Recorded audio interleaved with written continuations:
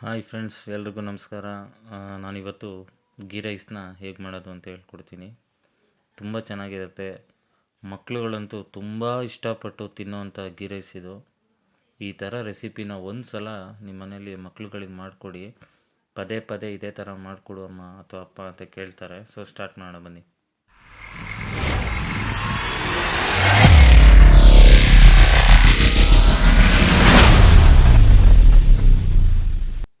So ನಾನಿಲ್ಲಿ ಮೊದಲಿಗೆ ಏನೇನು ಐಟಮ್ಗಳು ಬೇಕು ಅಂತ ನಾನಿಲ್ಲಿ ಕಂಪ್ಲೀಟಾಗಿ ರೆಡಿ ಮಾಡಿ ಇಟ್ಕೊಂಡಿದ್ದೀನಿ.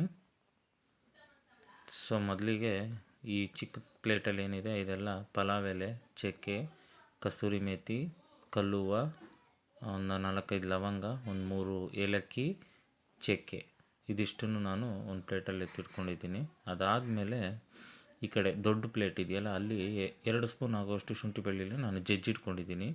ಹಸಿಮೆಣಸಿನ್ಕಾಯಿ, ಕರಿಬೇವು, 1 ಹಿಡಿ ಪುದೀನ, ಅರ್ಧ ಹಿಡಿ ಕೊತ್ತಂಬರಿ ಸೊಪ್ಪು, ಆಮೇಲೆ 2 ಈರುಳ್ಳಿನ ಹೆಚ್ಚಿಟ್ಕೊಂಡಿದ್ದೀನಿ ಉದ್ದುದಕ್ಕೆ. ಆಮೇಲೆ 1 ಬೌಲು ಹಸಿ ಬಟಾಣಿ. ಇಲ್ಲಿ ನೋಡ್ಬೋದು, ಅಕ್ಕಿ ನಾನು ಹಿಂದೆ ನೆನೆಯೋಕೆ ಇಟ್ಟಿದ್ದೀನಿ. ಅದೇ ಅಳತೆ ಲೋಟ ಇದು. ಇದ್ರ ಪಕ್ಕ ಇರೋ ಲೋಟನೂ ಕೂಡ ಸೇಮ್ ಅಳತೆ ಇದ್ದೇನೆ. ಅದರಲ್ಲಿ 1 ಕಪ್ಪಲ್ಲಿ ನಾನು ಮಿಲ್ಕ್ ಇಟ್ಕೊಂಡಿದ್ದೀನಿ. ಸೊ ಓಕೆನಾ. ಆಮೇಲೆ ಈ ಕಡೆ 1 ಕಪ್ ಆಯಿಲ್ ಇಟ್ಕೊಂಡಿದ್ದೀನಿ.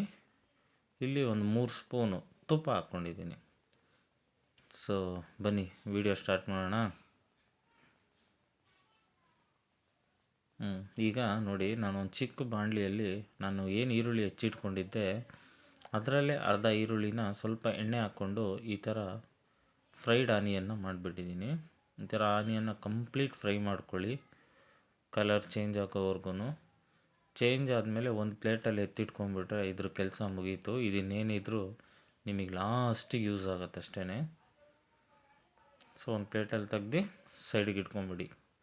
ಆಮೇಲೆ ಇಲ್ಲಿ ನೋಡಿ, ನಾನೀಗ ನೆಕ್ಸ್ಟು ಕುಕ್ಕರ್ ಇಟ್ಕೊಂಡಿದ್ದೀನಿ. ಕುಕ್ಕರ್ ಕಾದ್ಮೇಲೆ ನಾನೇನು ತುಪ್ಪ ಇಟ್ಕೊಂಡಿದ್ದೆ ತುಪ್ಪನ ಹಾಕೋತಾ ಇದ್ದೀನಿ.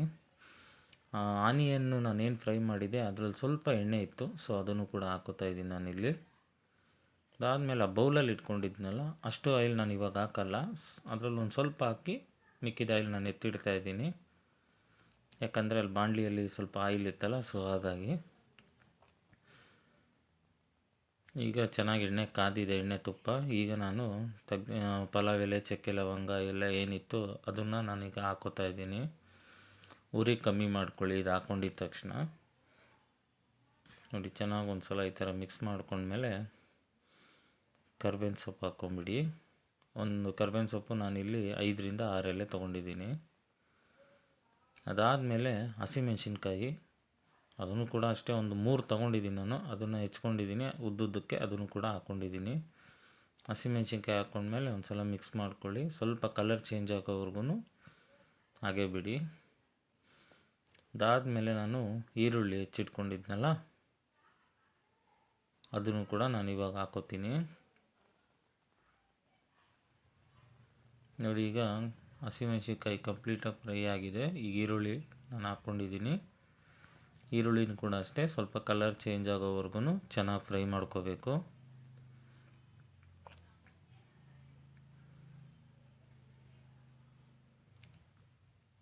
ಸ್ವಲ್ಪ ಲೋ ಫ್ಲೇಮಲ್ಲೇ ಈರುಳ್ಳಿನ ಫ್ರೈ ಮಾಡ್ಕೊಳ್ಳಿ, ತುಂಬ ಹೈ ಫ್ಲೇಮ್ ಏನು ಬೇಡ. ನೋಡಿ, ಕಲರ್ ಚೇಂಜ್ ಆಗಿದೆ. ಈಗ ನಾನು ಪುದೀನ ಮತ್ತು ಕೊತ್ತಂಬರಿ ಸೊಪ್ಪನ್ನ ಏನು ಚಿಕ್ಕದಾಗಿ ಹೆಚ್ಚಿಟ್ಕೊಂಡಿದ್ದೆ ಅದನ್ನು ಹಾಕಿದ್ದೀನಿ. ಅದನ್ನು ಕೂಡ ಅಷ್ಟೇ ಚೆನ್ನಾಗಿ ಎಣ್ಣೆಲಿ ಫ್ರೈ ಮಾಡ್ಕೊಳ್ಳಿ. ಗೀ ರೈಸ್ ಆದಮೇಲೆ ಇದು ಬಾಯಿಗೆ ಸಿಗಲ್ಲ, ಕರ್ಗೋಗಿರುತ್ತೆ, ತುಂಬ ಚೆನ್ನಾಗಿರುತ್ತೆ. ಪುದೀನ ಫ್ಲೇವರೇ ಸೂಪರು. ನೀವು ಒಂದು ಸಲ ಈ ಥರ ಹಾಕ್ಕೊಂಡು ಟ್ರೈ ಮಾಡಿ ನೋಡಿ. ಹೇಗಿದೆ ಅಂತ ದಯವಿಟ್ಟು ಕಮೆಂಟ್ ಮಾಡಿ ಹೇಳಿ. ನೋಡಿ, ಈಗ ಆಗಿದೆ ಚೆನ್ನಾಗೆ. ಈರುಳ್ಳಿ ಮತ್ತು ಕೊತ್ತಂಬರಿ, ಪುದೀನ ಎಲ್ಲದೂ ಫ್ರೈ ಆದಮೇಲೆ ನಾನೀಗ ಶುಂಠಿ ಬೆಳ್ಳುಳ್ಳಿ ಪೇಸ್ಟ್ 2 ಸ್ಪೂನ್ ಆಗೋಷ್ಟು ನಾನೇನು ಎತ್ತಿಟ್ಕೊಂಡಿದ್ದೆ ಅದನ್ನು ಹಾಕೋತಾ ಇದ್ದೀನಿ. ನೋಡಿ, ಲೋ ಫ್ಲೇಮಲ್ಲಿ ಚೆನ್ನಾಗಿ ಫ್ರೈ ಮಾಡ್ಕೊಂಬಿಡಿ ಶುಂಠಿ ಬೆಳ್ಳುಳ್ಳಿನ. ತುಂಬ ಹೈ ಫ್ಲೇಮ್ ಇಟ್ಕೊಂಬೇಡಿ, ತಳ ಹಿಡಿಯುತ್ತೆ. ಲೋ ಫ್ಲೇಮಲ್ಲೇ ಚೆನ್ನಾಗಿ ಫ್ರೈ ಮಾಡ್ಕೊಂಬಿಡಿ.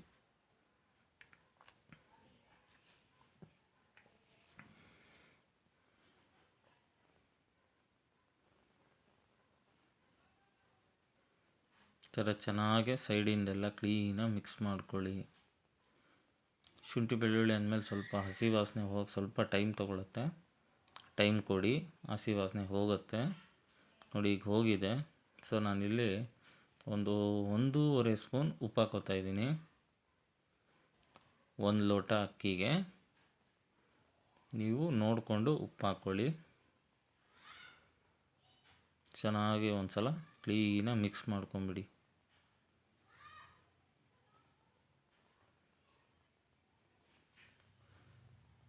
ನೋಡಿ ಉಪ್ಪು ಹಾಕಿ ಈ ಥರ ಮಿಕ್ಸ್ ಮಾಡಿದ ತಕ್ಷಣ ನಾನು 1 ಕಪ್ ನಾನೇನು ಹಸಿ ಬಟಾಣಿ ತೊಗೊಂಡಿದ್ದೆ ಅದನ್ನು ಕೂಡ ನಾನಿಲ್ಲಿ ಕುಕ್ಕರ್ಗೆ ಹಾಕೋತಾ ಇದ್ದೀನಿ. ಕುಕ್ಕರ್ಗೆ ಹಾಕೊಂಡ್ಮೇಲೆ ಸ್ವಲ್ಪ ಉಪ್ಪು ಹಾಕಿದ್ದೀವಲ್ಲ, ಸೊ ಅದಕ್ಕೆ ಚೆನ್ನಾಗಿದೆ ಅಂತ ತಿರ್ಸ್ಕೊಳ್ಳಿ. ಕಾಳಿಗೂ ಕೂಡ ಚೆನ್ನಾಗಿ ಉಪ್ಪು ಹಿಡಿಯುತ್ತೆ.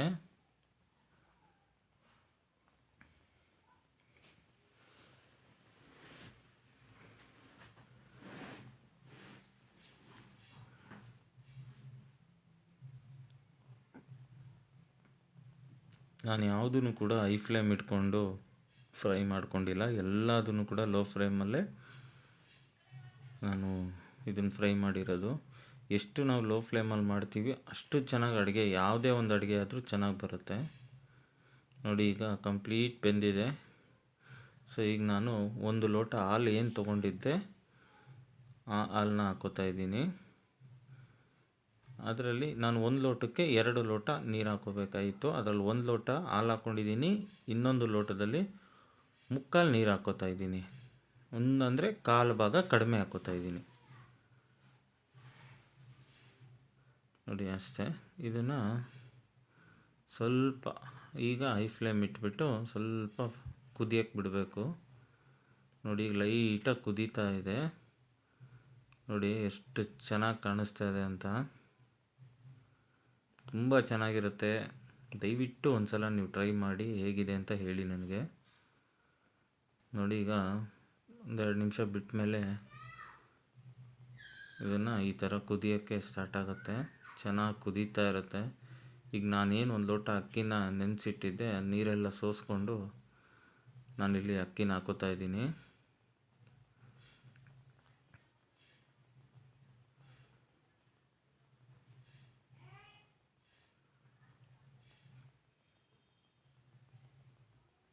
ನೋಡಿ ಈಗೆಲ್ಲ ಹಾಕ್ಕೊಂಡ್ಮೇಲೆ ಚೆನ್ನಾಗಿ ಮಿಕ್ಸ್ ಮಾಡ್ಕೊಂಬಿಡಿ ಒಂದು ಸಲ. ಇದು ಲಾಸ್ಟು. ಈ ಟೈಮಲ್ಲಿ ನೀವು ಸ್ವಲ್ಪ ಉಪ್ಪು ಒಂದು ಸಲ ಟೇಸ್ಟ್ ಮಾಡಿಬಿಟ್ಟು ಕುಕ್ಕರ್ ಮುಚ್ಚಿಬಿಡಿ. 2 ವಿಜಿಲ್ ಹಾಕ್ಸ್ಕೊಳ್ಳಿ. ನೋಡಿ ನಂದೀಗ ಇಲ್ಲಿ 2 ವಿಜಿಲ್ ಆಗಿದೆ. ವಿಜಿಲೆಲ್ಲ ಬಿಟ್ಟಿದೆ. ತೆಗಿತಾ ಇದ್ದೀನಿ. ವಾವ್, ನೋಡಿ ಎಷ್ಟು ಚೆನ್ನಾಗಾಗಿದೆ. ನೋಡ್ತಾ ಇರ್ಬೋದು ನೀವು ಎಷ್ಟು ಹುಡಿಯಾಗಿ ಬಂದಿದೆ ನೋಡಿ. ಒಂದು ಅಗಲು ಕೂಡ ಒಡೆದೋಗಿಲ್ಲ. ಸ್ವಲ್ಪ ವಿಸಿಲ್ ಆಗಿದ ತಕ್ಷಣ ಅಟ್ಲೀಸ್ಟ್ ವಿಸಿಲ್ ಹೋಗಿ ಒಂದು 5-10 ಮಿನಿಟ್ಸ್ ಬಿಟ್ಬಿಟ್ರೆ ತುಂಬ ಚೆನ್ನಾಗಿರುತ್ತೆ. ನಾನು ಮೊದಲಿಗೆ ನೋಡಿ ಏನು ಫ್ರೈಡ್ ಆನಿಯನ್ನ ನಾನು ಎಣ್ಣೆಲಿ ಚೆನ್ನಾಗಿ ಫ್ರೈ ಮಾಡಿ ಇಟ್ಕೊಂಡಿದ್ದೆ ಅದನ್ನು ಹಾಕಿದ್ದೀನಿ. ತುಂಬ ಚೆನ್ನಾಗಿರುತ್ತೆ. ಫ್ರೈಡ್ ಆನಿಯನ್ ಗೀ ರೈಸ್ ಮೇಲೆ ಹಾಕಿದ್ರೆ ಅದ್ರ ಫ್ಲೇವರೇ ನೆಕ್ಸ್ಟ್ ಲೆವೆಲಿಗೆ ಬರುತ್ತೆ. ಈಗ ಚೆನ್ನಾಗೆ ಒಂದು ಸಲ ಮಿಕ್ಸ್ ಮಾಡ್ಕೊಂಬಿಡೋಣ.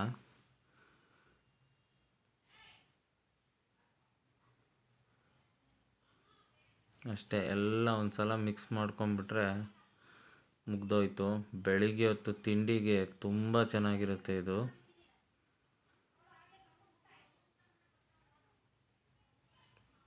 ಖಾರ ಇರಲ್ಲ, ಆ ಥರ ಮಸಾಲೆ ಐಟಮ್ ಏನೂ ಕೂಡ ನಾವು ಹಾಕಿರಲ್ಲ ಇದಕ್ಕೆ. ಸೊ ಮಕ್ಕಳು ತುಂಬ ಇಷ್ಟಪಟ್ಟು ತಿಂತಾರೆ. ಸೊ ಬನ್ನಿ ಈಗ ನಾವೊಂದು ಸರ್ವ್ ಮಾಡ್ಕೊಂಬಿಡೋಣ. ನೋಡಿ ಗೀ ರೈಸ್ ಯಾವ ಥರ ಆಗಿದೆ. ಇದೇನಪ್ಪ ಇದು ಗೀ ರೈಸು ತೋರಿಸ್ತೀನಿ ಜೊತೇಲಿ ಕಬಾಬು ತೋರಿಸ್ತಾ ಇದ್ದಾನೆ ಅಂತ ಅಂದ್ಕೊಂಡಿದ್ದೀರಾ. ನಾನಿವತ್ತು ಅದ್ರ ಜೊತೆ ಕಬಾಬು ಮಾಡಿದ್ದೆ. ಬಟ್ ಕಬಾಬ್ ರೆಸಿಪಿನ ನಿಮಗೆ ನಾನು ನಾಳೆ ಹಾಕ್ತೀನಿ. ಸೊ ಗೀ ರೈಸು ನೋಡಿ ಈ ಥರ ಆಗಿದೆ. ನೋಡಿದ್ರಾ, ತುಂಬ ಚೆನ್ನಾಗಾಗಿದೆ. ಈ ಥರ ಸ್ಪೆಷಲ್ ಅಡುಗೆನ ನಾನು ನಿಮಗೆ ಈ ಚಾನಲಲ್ಲಿ ಹಾಕ್ತೀನಿ. ದಯವಿಟ್ಟು ನನ್ನ ಚಾನಲ್ನ ಸಬ್ಸ್ಕ್ರೈಬ್ ಮಾಡ್ಕೊಳ್ಳಿ. Thank you for watching.